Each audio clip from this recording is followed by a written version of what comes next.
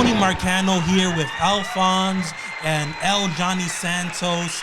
We're here bringing you the Boogie Down Beatdown, a podcast specializing in advertising all your local wrestling events in the New Jersey and New York area. Here, I'll bring you over to Alphonse so he can introduce himself. Ladies and gentlemen, my name is Alphonse Stevens. I've been a referee, a ring announcer, and currently a play-by-play commentator for many of the independent promotions in New York and New Jersey that you've either watched online or bought a ticket to attend. And I'm very glad to be here on the Boogie Down Beatdown podcast so we can tell all the folks who know about independent wrestling in this area and the folks who may not know about independent wrestling in this area where you can catch some high-quality wrestling that may not be WWE or AEW. And I'm glad to be here with you two gentlemen. Of course, Tony, a good friend of mine, and El Johnny, a tremendous wrestler in his own right who's held many, many championships throughout the course of his career. It's somebody whose matches I've both called as an announcer and refereed. So, Johnny, talk to the people. Please refer to me as my full name, El Johnny Santos. To make things clear, I am el hombre, el dueño, El Johnny Santos. I am a multiple champion in many different promotions, but I wrestled in the Bronx, Queens, Brooklyn, also New Jersey, all over the place. And thank you for having me in Bronx Beatdown. And talk to me, Tony. What do you want to talk about today? Today we're going to talk about the Pro Wrestling Magic card, heading over, giving our comments, the big fight between your good friend at Hispanos Unidos, Steve Pena, against Adam Kerr. No es bueno. Do you know what Hispanos Unidos represents? We work together, right? Yes. Right? Los Hispanos, the Hispanics, we work together to win and to own everything. I have some gold here, but I want more. We want more. We're going to go through Kerr and anyone else to get it. ¿Me explico? Well understood, entendido. Muy bien. So I also hear that you and Sebastian Cage will make your debuts over there at Pro Wrestling Magic in October. Is there any message do you have for the Pro Wrestling Magic audience? Well, as I said before, we're here for many different things, me and Sebastian. But we're here primarily for the gold, the money, the power, the respect, and the women. Right? We all want those things. The difference is that we know what to do to get it, to take it. ¿Verdad? So come October, when Sebastian and I, also known as ODIFC First Class, as you guys know, we're going to do what it takes to get what we want. And go through whoever it is that we're facing that day as well.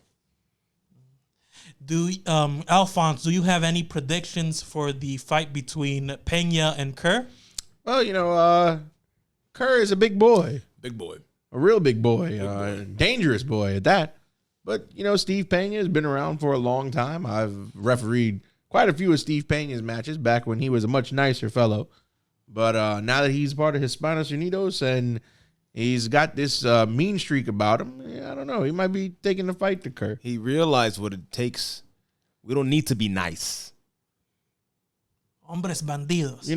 All of you Hispanos Unidos used to be some nice guys 6-7 years ago. You know that? Yeah, and then we learned. I remember a lot of those guys, Sebastian included, used to go around. What was it? Platino Power. They used to scream. They were the Plantain players. Yeah. Yeah. Thank you for putting respect in their name. But yeah, they were the Plantain players, and that was a big group of people. Some of them are not around anymore, and now we learn. Now we have Sebastian.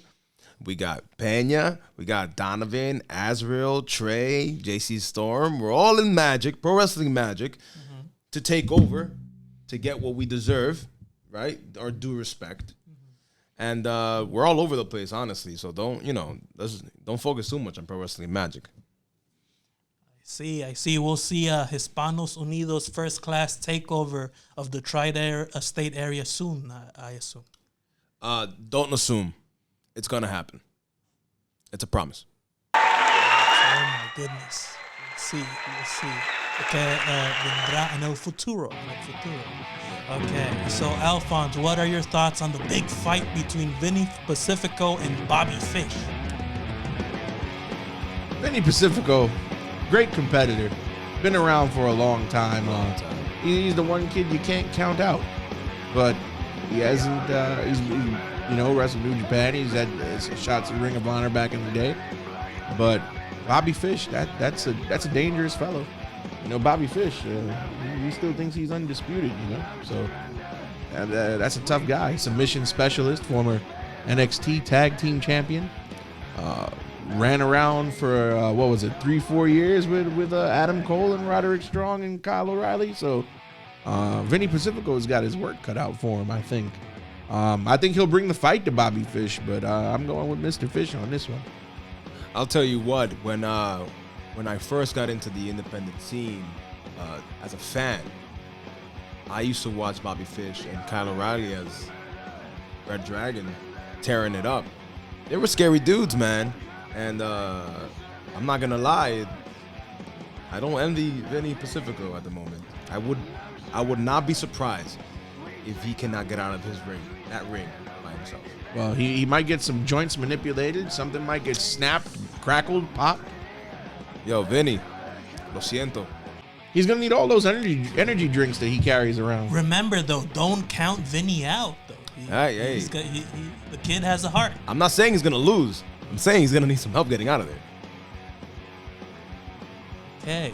Also, another great fight in the Pro Wrestling Magic card, the Everest versus Chris Barton. Chris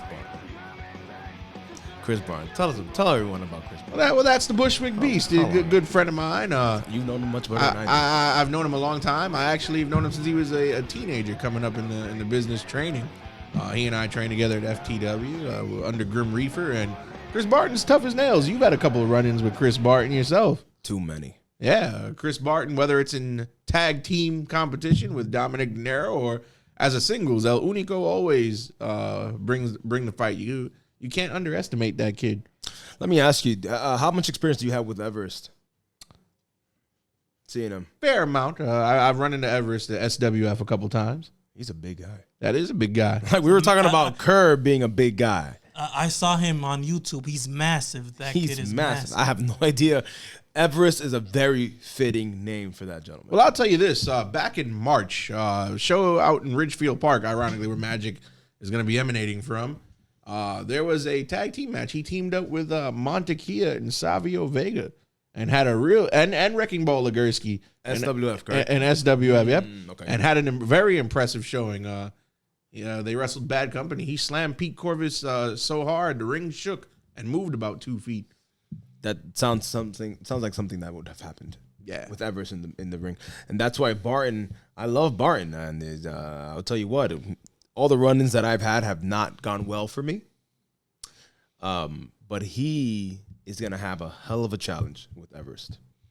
Yeah, Chris Barton's come a long way. He went from running around with a Saiyan Scouter on to being El Único. So yeah, I believe that Barton has a experience advantage in this fight. Barton has a lot of experience on Everest. Everest has started recently 2-3 years ago. Barton has been wrestling for 8 years. I think the Barton has a lot of advantages in this fight. There's one disadvantage he does have. It's very rare that you find Chris Barton with a size disadvantage. Because there's not too many people that will tower over Chris Barton, but Everest, he's going to have to use that strength and size to his advantage if he's going to slow down El Único. And we've seen Chris Barton, too. Sometimes he's graceful on his feet. You thought he was a cruiserweight trapped in a big man's body. Yeah, I've seen a lot of Lucha moves by that kid. Lucha moves. He calls himself El Único for a reason. Okay. And also, I'm proud to announce that Boogie Down Beatdown's own sponsored wrestler, Big Cuzzo, will make a great great earth-shattering appearance at the Crazy 8 Mash. In Shore Star, correct? In Shore Star Wrestling. Shore Star Wrestling. Big Cuzzo, that's a first-class member. One of your ODIFC brothers, isn't it? Let me tell you something about Big Cuzzo. He is pro wrestling's Big Papi. He's the biggest guy in the room. He is your big cousin, Big Cuzzo.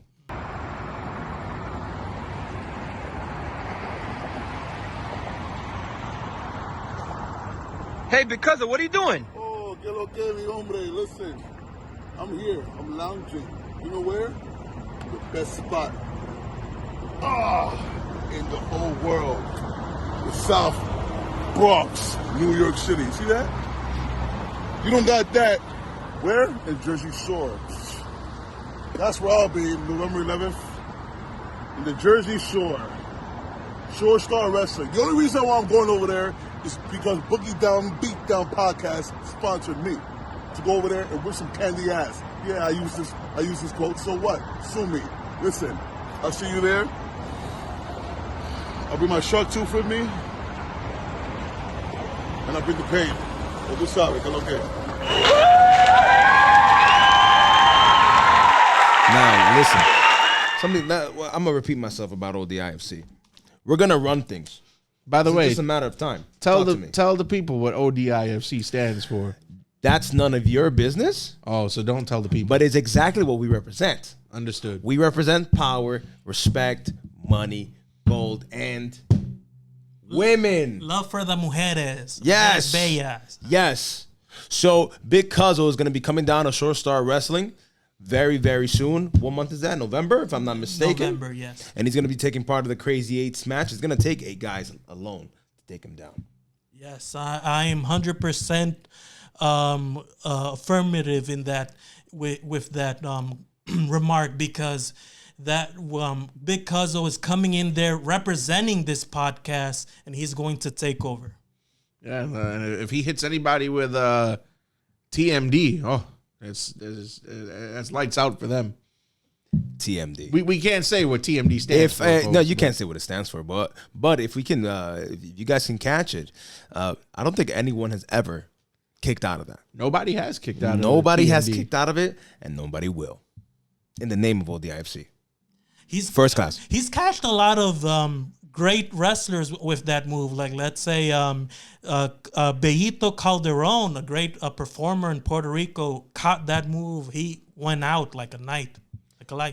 There's no amount of skill level, and I know Bellito has been around for quite some time. There's no amount of skill level, strength, speed, focus. It doesn't matter. It doesn't matter what's happened. If you get hit by it, it's over. Yeah, leave you staring up at the light saying, what happened? What happened? No professional. No professional. Big shout out to Bronco Internacional de lo mío. Yeah, shout out to Bronco. He helped cultivate the Bronx wrestling audience. He ran the BWF, the Bronx Wrestling Federation, for many years. So shout out to El Bronco Internacional. El abuelo de lucha libre en el Bronx. Saludos al señor Bronco. Saludos. A little extraño. I miss that place. But you and me both. Darrow's Extreme Fitness. Go check them out for your fitness needs as well. Reminisce. Now, you had a topic you wanted to go over, Tony. Today's topic? Today's topic is, should pro wrestlers sell their used gear as merch? That's a big trend nowadays in the indie wrestling scene. As a luchador, as a wrestler myself, I really don't see a problem with that. We get our gear custom made. It has our name on it, and we use it. And if somebody wants it, it goes to the highest bidder. We're here to make money. This is a business. I'm going to invest my money into the custom-made pants, robe, wrists, gauntlets. It doesn't really make a difference. I should get a return on my investment. And if somebody wants it, especially at a higher rate than what I purchased it, I think it's only logical to sell it and make some money. Yes, I totally agree with that point of view, because it's a big advantage for the collectors out there, the collectors of wrestling merch. Like, let's say Ric Flair's robe was sold for thousands of dollars. So that's a prime example that a lot of the wrestling fans out there would know. So how about your point of view, Alphonse? What's your point? Well, I don't see a problem with it. And, we live in a day and age where there's a huge market for memorabilia. If you guys look at go on eBay and look at certain sports items, you see autographed jerseys, autographed bats, autographed baseballs from Hall of Famers going for hundreds of thousands of dollars. So imagine for a wrestling fan, for example, they buy I don't know, a autographed MJF scarf. That'll be worth something down the line, you know? And, you know, and a lot of times there's a particular program that airs on A&E, WWE's Most Wanted Treasures, where they try to track down memorabilia either because wrestlers auctioned off their gear and donated the money to charity, or, you know, people, things got lost and people found them. So there's a big market for memorabilia. You mentioned that Ric Flair robe. That Ric Flair robe sold for $500,000. And that's not even, he didn't even autograph it. So imagine if it had his signature on it. So I mean, I don't see an issue. Like you said, they're collectible items. Nothing wrong with having collectible items. Just make sure you don't go to bed with it or sniff it. Do as you please. And that's mostly it. Just do as you please. As long as it's not illegal. Well, that's true. And we do not discriminate against anyone that sniffs any clothing. This is a free nation, and that's the beauty of the wrestling business. I will admit, I am a sports autograph collector, so I do have a couple of baseballs autographed. Got a couple of signed jerseys, and you know, and I hate to say this and be morbid, but you know, those things rise in value because once somebody dies, they can't sign anything anymore. So those autographs now become even more valuable on the market if you're looking to sell your collection off at some point. Right, and then the same thing goes for gear. Yep. If you are a fan of Bruno Sammartino and you just want his ring-worn tights that he beat whatever local person back in the day, Bruno Sammartino being a legend in the Madison Square Garden in New York City, he was WWF champion, the longest reigning 8 years to this day. Mm-hmm. To this day, right? Yep. So if you want his goddamn laces and you're willing to pay up, then by all means. Yeah. The only issue, I guess ethically speaking, is you know, like getting some girls ring worn and then you're a guy type of deal. Well, the women always have the easier time selling the but I don't. You realize. Well, we'll have to get female talent on here on the podcast next time to discuss. We can discuss it right now, man. It's just a matter of fact. If some gentleman wants to purchase someone's gear, ring worn, even if it just happens nice and soaked in sweat, enjoy. It's a free nation. It's America. Listen, it's easier for them because they have their female audience that wants to be them, and then they have the male audience that wants to be with them. So it's easier for them to sell gear. Similarly speaking, especially when it comes to Ric Flair, it's memorabilia, but partly it's art. And history, too. And it's, look at that. It's history, it's art.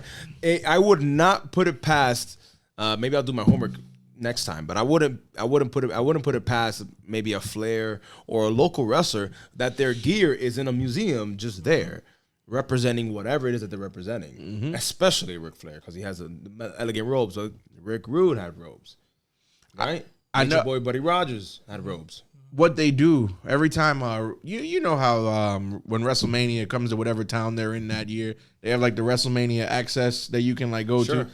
When they came here for 35, I ended up going to Access, and they had, and it's a shame that they don't have a museum for this stuff, but at Access, they had like exhibits of like all this, like they had mannequins with like Bret Hart's ring-worn gear from like WrestleMania 4 and it's history. And one of the title belts that he wore to the ring when he was a tag team champion. I was like, wow, like all these artifacts, you know, the fact that they're in cases and behind velour ropes that they don't want you to touch it. They had Shinsuke Nakamura's WrestleMania gear from when he wrestled AJ Styles, and I'm just like, this stuff is super valuable. It's well-deserved memorabilia. It deserves to be in a museum. Lord knows if there is ever a wrestling museum. I don't know if it exists. No. But, man, like there should be a whole section of just Rick Rude's tights. Yeah. Right? Because that's art. It's something that it should be collected. It should be traded. And some gear has been colorful over the years, or some guys have had like really, really impressive looking gear. Right. And by all means, we're talking about the big leaguers. So let's talk about the smaller guys. We've had like one guy, like if we had to like pick a local guy's gear. I mean, I know he makes gear too, but Bronco's gear has always been on point. Very beautiful gear made. Oh yeah. Color coordinated. Bronco's the only guy I know who has a mask that will always match a suit when he goes out in public. It also matches his sneakers. Yes.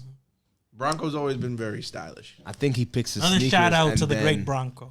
I think he picks his sneakers and then gets the gear made. Oh, yeah. I think he's a gangster like that. Also, your gear has always looked phenomenal. I am phenomenal. I am a very you and Sebastian. Yeah, Yes. Sebastian Cage, his leopard tights. I always loved his leopard tights. Remember when I don't know if you guys remember this BWF match, but when Sebastian Cage wrestled Mantis and it was Joker versus the Riddler. Yes. Both of those guys' gear was phenomenal. Phenomenal. And I do a quick introduction to the lit superstar who's not here. He is Elegido, the chosen one, the lit superstar, Sebastian Cage.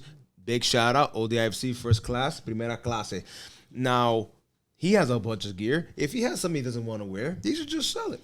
Now, Somebody will buy it. Yeah, somebody will buy it. And it's not a very big market because we're not the big leaguers yet. However, if there's a market for it, you might as well just sell it. I've never seen anyone sell it like live. No. Like at a show. However, eBay, whatever, Facebook, Marketplace, whatever. Yeah. I have no problem with it. I think it's a great business opportunity for at any level of wrestling. It's a great business opportunity. It's a great way to earn an extra income. And in all seriousness, it's a collector's. I think like a good portion of the wrestling community does it for collectible reasons and not nefarious reasons. And even if it was nefarious, let them make their money. And once it's sold, it's not their problem, as long as it's legal. Okay. Folks, put it in a frame and hang it up on the wall. Don't because a lot of fans also don't know. You can't just, when it comes to gear, you can't just throw it in a washing machine and a dryer. A lot of the gear you have to hand wash and hang dry, or dry clean. Yep. You can't wash it. You throw it in a washing machine, you'll ruin it, whatever it is. So folks, put it in a frame and hang it up. Don't try to clean it unless you know what you're doing. All that blood and sweat and tears of all those performers. Not my problem once it's sold. You just want the money. Just give me the money. Hombre, solo interesado por el dinero. How else do you buy bottles and That'll be your hookah money. how else do you buy hookah if not with money? You know, I've known you for about 7 years. You never invited me for hookah yet. And I won't. Good to know. Yeah, a great guy that does the high style fashion life. Dude, who else is gonna do Shout out to our sponsors at Excari Fashion. it? Oh yes. Shout out to Archie. They're looking to do a great work out here with Johnny Santos to design his clothing. We'll see. It's gonna be a good collaboration. Don't worry, I'll give you like a sample or something. I won't give you the actual thing, but like maybe. Thank you. I'll show you a picture. I put you over for many years, and this is the thanks I get. Yeah. You're welcome. So here at Boogie Down Beatdown, we're promoting everything in New York, Jersey, and I know that we have Magic coming up, right? Shore Star. Yes. I'll be at a show in Glendale, Queens, Next Friday. What is that? Friday The 29th. the 29th. Sacred Heart Academy, folks. Yes. You'll be doing commentary as well. I'll be ring announcing that night. Ooh, Yeah. ring announcer. Yep. I'm sorry. Alphonse is a jack of all trades. Okay, shout out to all the great trainers out there at the Blink Fitness in Parkchester. Shout out to Joel Daly, my personal trainer out there. Shout out to the manager, Melody Perez, great manager, one of the best in the Bronx. And shout out to Robert Spice out there. He's out there training in the Blink Fitness in Parkchester. And follow them on their respective social media websites, Joel Daly and Robert Spice.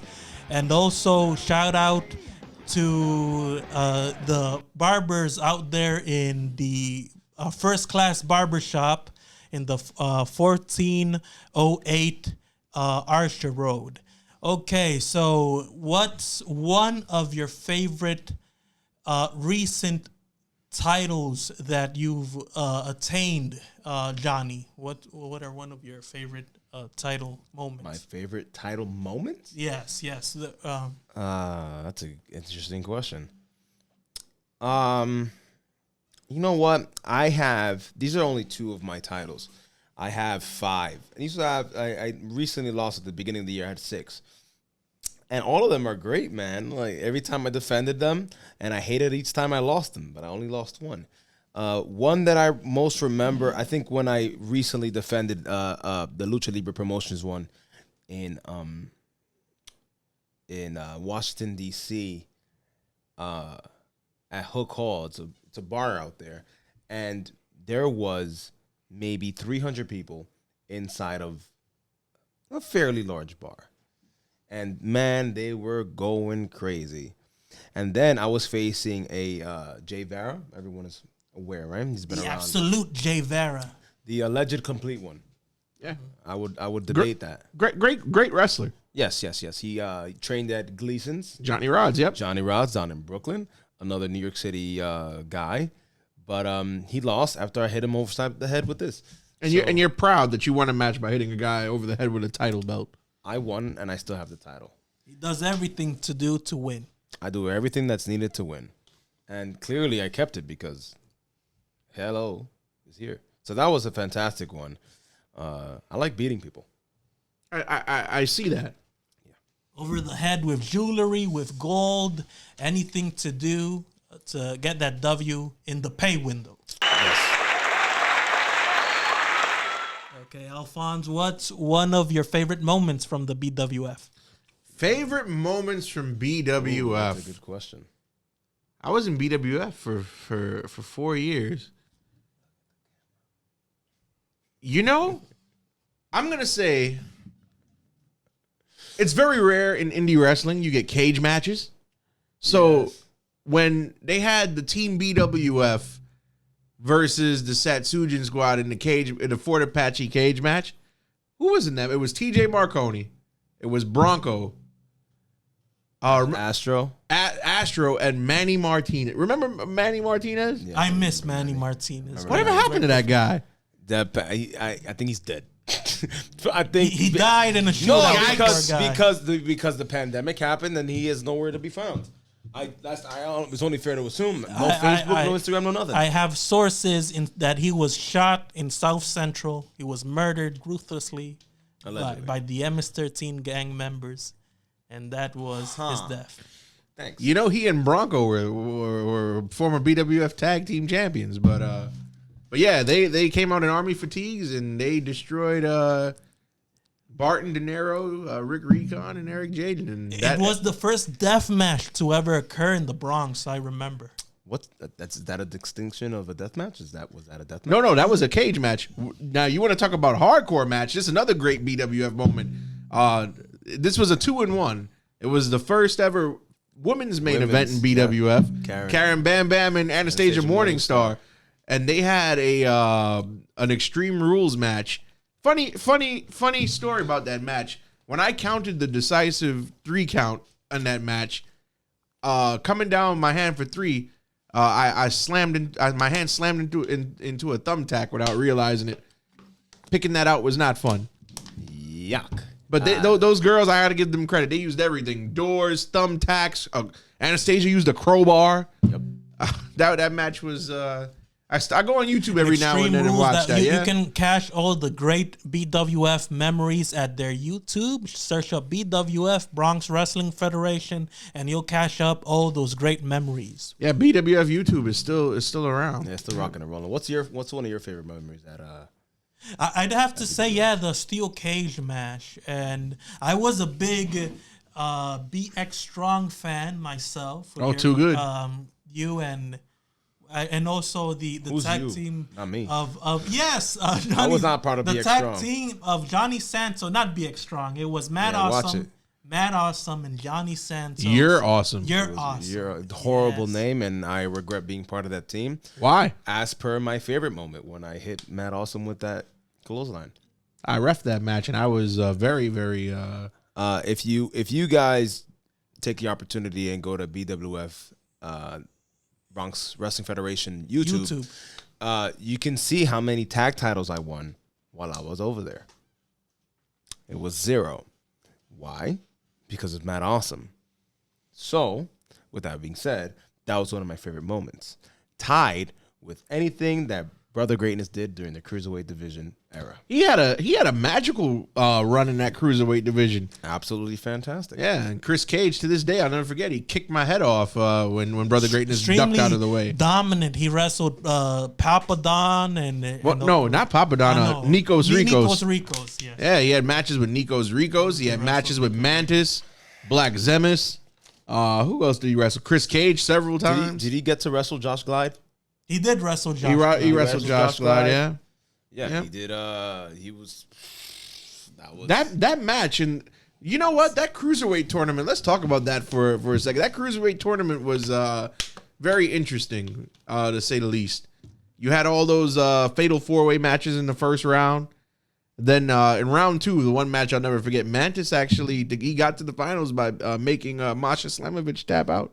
Yeah, was it the sharpshooter? Yeah, it was a sharpshooter. And Masha was bad. Hey, look at Masha. Masha's on. She's at one half of the Impact Knockouts tag team. This is what we're talking about. Masha was in the Bronx wrestling. She was trained at Johnny Rod's, at Gleason's, and look at her now. She's on Impact. She's on TV. Former GCW World Champion. Yes, former Game Changer champion. She beat Nick Gage. That's a tough woman. You say that I'm well traveled. Masha has been everywhere. Europe, ladies of Japan.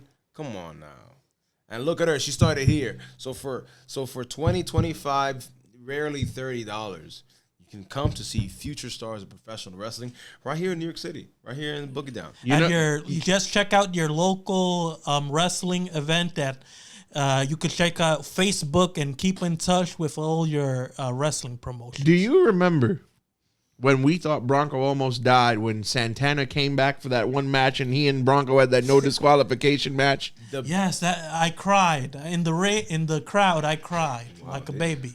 Santana, and this is while Santana was one half of the Impact Tag Team Champions. He came back for one match, and I'd never seen anybody manhandle Bronco like that. The bell rang, and he started beating the piss out of Mr. Bronco Internacional, which is he's maybe 5'9", maybe 5'8", maybe a little bit shorter. But I think he weighs 285 pounds of just muscle. He is a cannonball. And he has a very deadly cannonball as well. But Santana and him had a very, very, very violent match. Street fight. That I quite enjoyed. Santana needed a weapon in that fight. He used a ladder. There was a stop sign, I believe. A stop sign, a ladder, a trash can. Yeah. And brass knuckles. For those of you, we're going to peel the curtain back just 1 second. Bronco got to the back and immediately collapsed. We thought he was done. Yeah. It was a rough night for De Lo Mio Bronco Internacional, but you gotta do what you gotta do to get on top. I think he won that match. And no, he lost. He did? Yeah, ref stoppage. Oh, right. It was, I remember that. Yeah, technical knockout. Yeah, referee stopped because he didn't think the Bronco could continue, which is rare because Bronco, out of anybody in BWF, Bronco had the greatest win-loss record in the history of the company. He was our very own Bruno Sammartino. He was the Bronx's own, you know? When Donza Caduro hit over the loudspeakers, all the children got excited. Yeah, him and TJ Marconi, two of the most dominant BWF wrestlers. You know what I realized? One feud that if BWF was still going today, Bronco versus Chusane would still be a thing. It would be great. Probably once a season. 4 times a year. That feud was international. It started in the Bronx and it spanned even to the Dominican Republic. Yup, they're still in DR fighting as we speak. Yeah, they're like Relampago and Jack Veneno in DR. Like, and I'll never forget that rivals forever. Then out of nowhere, 1 month after Chusane jumps Bronco, the next show, Guerrero Tanaka and Angel Blanco and Caballero Negro and all these Dominican legends just come and wage war in the Bronx. I was like, sheesh. There's something special. Every single show in New York, it's a little bit different. Yeah. You get a little bit different flavor. Clearly, at BWF, it was very Dominican heavy and had a little bit of names from over there. Yeah. But, you know, Invictus had, like, the up-and-coming stars. Yeah. And he was rocking and rolling. We Are Wrestling likes to bring in other people from outside. Mercedes Martinez, to go George up against South. Exactly. Yep. So you go to different shows, and it's the same It's just like watching a movie almost, right? Yeah. You go to see a movie, well, let's say, like Leonardo DiCaprio, but if you cast Leonardo DiCaprio in a different movie, that's a different person. Yep. It happens sometimes over here, too. You go to different shows, Queens, Brooklyn, New Jersey, and you get different shows. It's like going to a candy shop. Yeah. Different types of Or flavors. as we like to say, it's like going to an ice cream shop. You have different types of flavors, and you may like one more than the other, but sometimes it varies. And you know what I realized? Even though like BWF was like Dominican heavy, it was still like a buffet because it was something for everybody. They had the luchador matches. They had going towards the end, all those cruiserweight matches. They had the hard-hitting heavyweight matches. Another favorite BWF match was when TJ Marconi and Eric Jaden had that I Quit match. That was brutal. That was the one match that I could take the match off because all I had to do was hold a microphone to somebody and wait for them to say I quit. There was no rules. Yeah, but also, I remember when the Satsujin squad beat up TJ and they brutalized him, and it looked like TJ had a heart attack in the middle of the beatdown, and they had to carry him out. I remember that. Very tragic. Yeah, carrying him out was not an easy task. Another large gentleman. Yeah, but I miss BWF. We've had so many good times. You remember Puerto Rico Inc? Lou Nova and Charo Barriqua, Ralphie. Yes. I haven't Junior. seen them in a wrestling Chavo event In since a long time. Lou Nova was, I think he was heading, CCW New Jersey. Yeah. Which was an extension of NEW. NEW, yep. And Charo. I think he's done. He's out. I think he retired. Yeah. Randy, he's retired. I think he's a comedian now. Yeah, he's a comedian. He does stand-up comedy. He had a great TikTok run. comedian. He had a great run. Yeah, you know, his father was a wrestler. A lot of what's the word I'm looking for? Second generation wrestlers here in New York as well. Mm-hmm. You know, like I said, we have a long history over here in New York. Yeah, absolutely. And you know that wrestling in New York is slept on. I feel even now with the resurgence out here in the Bronx, I think it's still slept on. And there's some great shows. Like St. Helena's, I feel is like the new Darrow's because a lot of great wrestling is coming out of that building. Great venue. You know what? Of course, what it is, and they are keeping us safe. So kudos to them. But it's difficult with the New York, the commission, the New York Athletic State Commission. It's difficult, you know. It's a bit of a pricey venture. You need a doctor. You need EMTs on site. Yes. Before, and so you're shelling out a pretty penny before the bell even rings. Mm-hmm. This is why we usually go into New Jersey, and New Jersey is a little bit no restrictions and no regulations in New Jersey. Correct, but it doesn't mean that it's not safe. It's just here is a little bit more strict. But you know, and I hate to do this, but I feel like the commission, like we're not doing UFC, you know, we're not doing MMA. It's like it shouldn't be regulated. It's a fine line. It's a fine line because I've been at shows that thank God there was an EMT standing outside. Well, yeah, that's true too. You know what I'm talking about. I was at a show with a lot of wrestlers get hurt. A lot of wrestlers get hurt. Very seriously. There's some footage of it on the internet that if you're lucky enough. So, like I said, they're keeping us safe to an extent, but I do wish it was a little bit more lax. Like in New York, for the fans that don't know, God forbid you want to use a weapon. If a representative from the commission is there and they see that, they're shutting the show down completely. Right. That's when things get a little overboard. When the show gets shut down, you're fighting the crowd. The commissioner's shutting the show down. Right. So that I think that's a little uncalled for. But notice when WWE comes to town, they leave them alone because they consider WWE as the high class of entertainment. It's political, yes, political. Oh, it's political. Okay. AEW comes to town. There's no commission in sight. It's only the indies. Yeah, that's. I read an article that it said all TV promotions are giving leeway when due to the regulations. We're on a lot of stuff is on IWTV nowadays, but I guess that doesn't count. Right.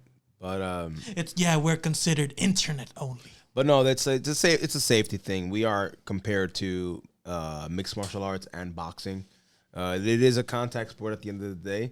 I've seen some people go through some stuff.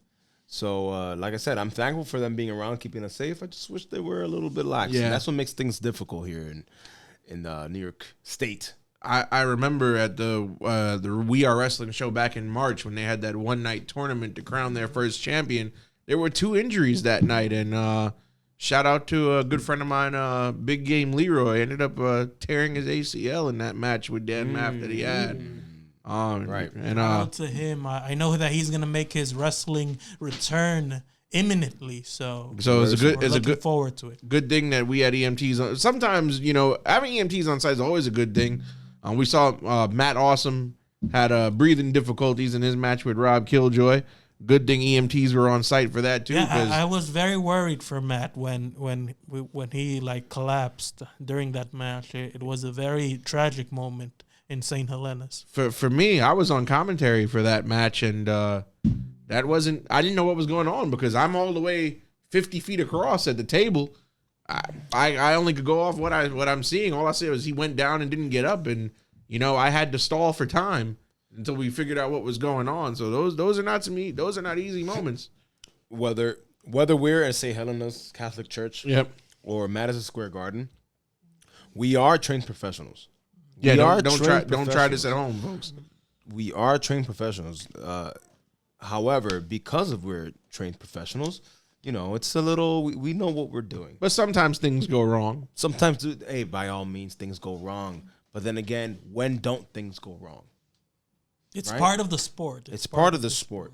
You're there for UFC. Sometimes, they're trying to knock each other out. Mm-hmm. And they get knocked out and they just get up. It is what it is. Get knocked out, choked out. But what's the point of ending a show?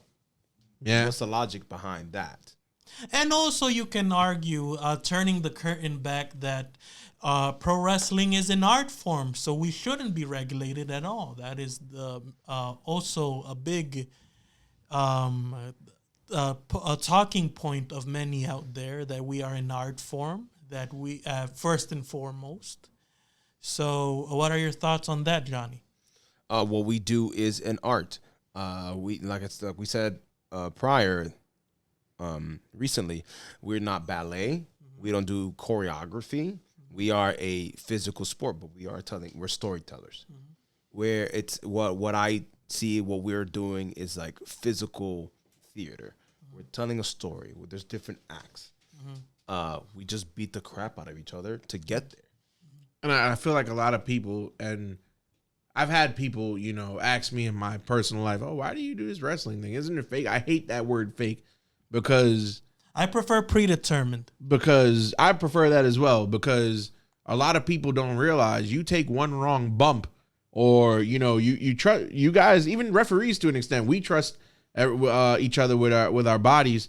You fall the wrong way, you take one wrong bump. Look at draws. Took a routine move, a power bomb. The guy and the guy never walked again. What's this guy, Japanese legend? Masawa took a German suplex, died in the middle of the ring. Yes. Pedro Aguayo, when he wrestled Rey Mysterio in Mexico, took a bump to the ropes of 619. It went unconscious and never woke back up. So La Parka also died doing a dive. Died AAA, yeah. Died doing a dive. So this is not ballet. We've had people in the ring hyperextend knees, break legs, tear ACLs. Triple H tore his quad once and then finished the match, but couldn't walk after. So it's not an easy thing. Rest in peace to all those wrestlers that we've mentioned. Yeah, but those people sacrifice themselves to entertain you folks. Our entertainment. What we do is an art. There's no middleman about it. When people say, is wrestling fake? I always ask in return, what's fake? Is the Expendables real? Is TV real? When you're watching Hamilton and you see Lin-Manuel Miranda playing Alexander Hamilton, is that real? So if I'm El Johnny Santos and I'm chopping up Alphonse over here, how is that fake? what we're doing is real. He's actually making contact. He's actually hitting me. We are having a real physical contest that is predetermined. There's nothing fake about it. You ever see a wrestler's chest after he's taken 10 chops in a match? A powerbomb is a powerbomb. A pile driver is a pile driver. Yeah. Real risk involved. Nobody can ever say they got hit across the back with a chair and it didn't hurt. Chairs are... I don't want to say chairs are real. Chairs are Chair shot will kill you, man. Yeah. Listen, TJ Marconi hit me with that chair, and I felt that for the next 3 days. So I'm sure it was well deserved. You agitated poor TJ, and he took it out on I was the most beloved official. Alphonse is a bona fide agitator. He's known as Alphonse the Agitator, Steve. agitator. Yes. I just enforced the rules. I don't know. Okay, so I think that really hammers down the point of view that you guys gave, that wrestling is it is an art form, but it is a very tough atmosphere where I personally believe that there should be some form of regulation, but not as draconian as it currently is. There should be some type of middle ground for wrestling promoters and city councilmen can come together and come to an agreement on that. And I'm looking forward to the laws being established currently. I believe you've done research, Johnny, on the laws being established currently that they want to repeal some of the regulations. Yeah, they're just trying to. They're just trying to change things up, which I think is the right thing to do. We are once again seen as contact sports, like combat sport, boxing and UFC. And even though that may be true, there is a level there that we know what we're doing. I think that it's not just trying to kick each other's head off. Yeah, the clear distinction between contact sports like UFC and pro wrestling is like, pro wrestling is, like you said, it's an athletic performance art. It's theater. And, in UFC, there's two guys. It's just pure brutality. Brutality, yeah. There is a brutal sport where two men are trying to conquer each other, while in pro wrestling, it's just two men or women telling a story together. It's no different than a large majority of Jackie Chan movies. Jackie Chan does his own stunts. I'm not saying that we're stuntmen or that we do stunts, but it's pretty similar. When he falls off that building and holding on to the light bulbs and he's ripping his hands apart, it's real stuff. I think it's more a similarity to a Broadway play, an athletic Broadway play, because it's live, it's in the moment, it's an intimacy with the audience, and like you can't get that from a Jackie Chan Netflix show or film. You know what I'm saying? Yeah. How about you, Alphonse? What your take? No, I agree with everything you guys are saying, and like I said, obviously in wrestling, there's cooperation between the competitors. There's no word. There's no cooperation in boxing. There's no cooperation in UFC. The guys in UFC, they don't care about taking care of each other. Like in UFC, in wrestling, they always say the rule of thumb is protect yourself and protect your opponent. In mixed martial arts and in boxing, they don't care. Your opponent's not going to care if you get seriously hurt. Maybe, after the fact, he might feel bad that he gave you brain damage, but in the moment, he doesn't care. Like, for example, like a lot of wrestlers that have performed in boxing, like let's say our good friend Rafizi out there, he beat his opponent. There wasn't a cooperation between them. He has ran in there round one. Rafizi has clobbered the poor guy. And yes, Tyson Smith, I believe his name was, the poor gentleman. He has got clobbered by Rafizi, and Rafizi has overpowered this poor dude and yes, knocked him out in the third round.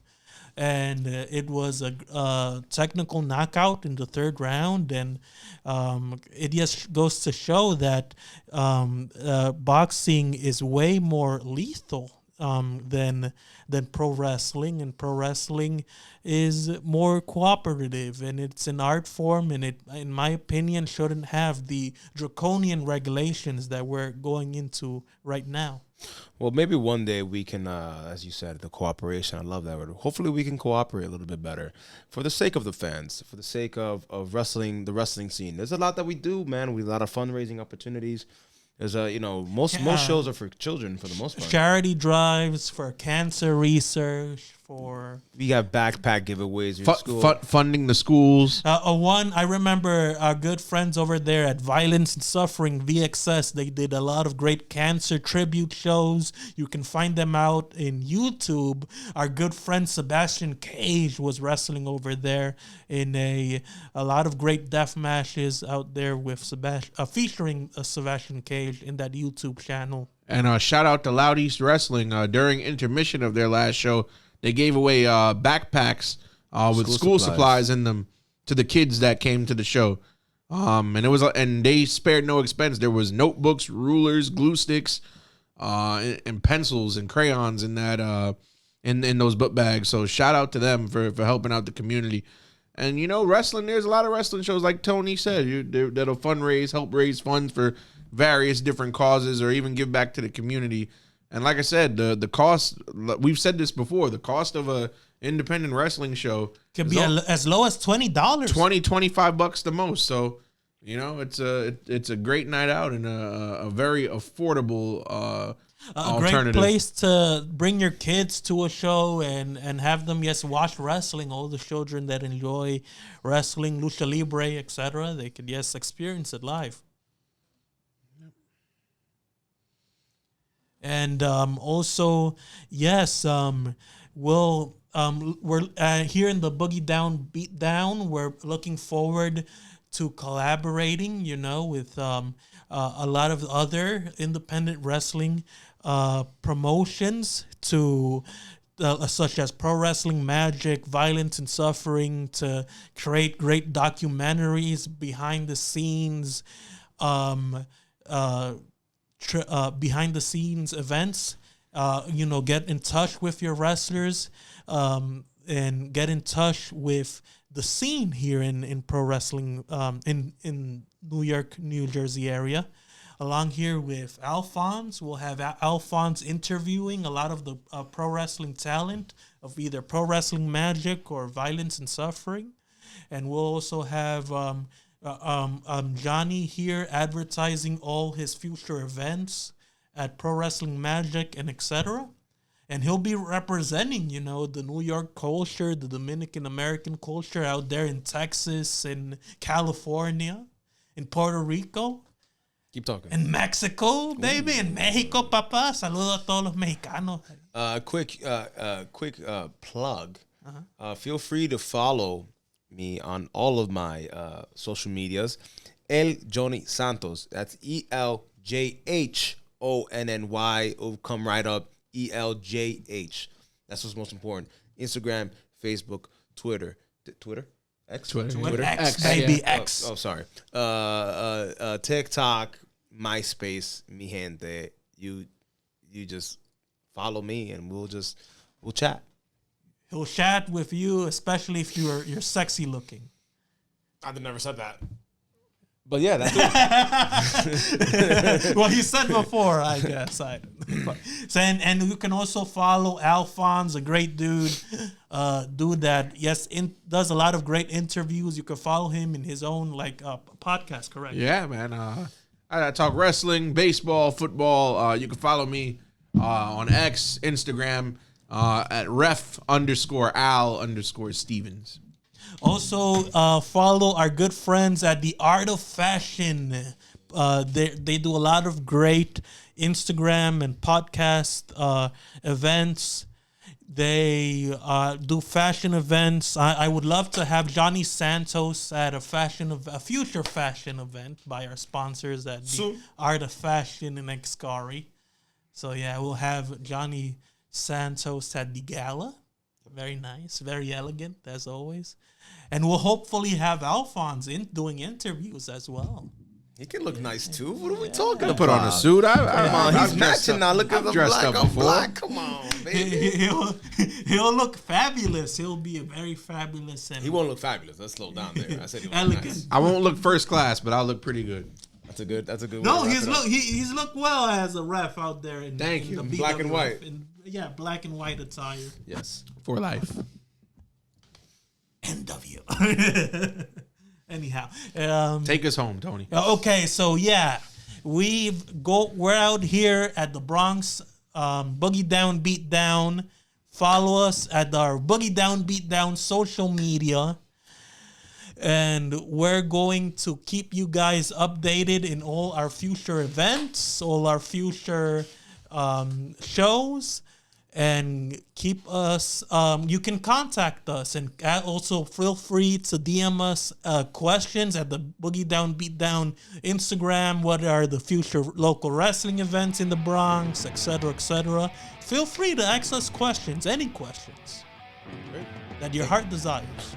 Thank you for having us, Tony. Yeah, Always, man. We're here. We're the three of us. We're going to cultivate a great atmosphere here in the New York, New Jersey area. We look here to cultivate and make the New York, New Jersey area prosper. Yes, sir.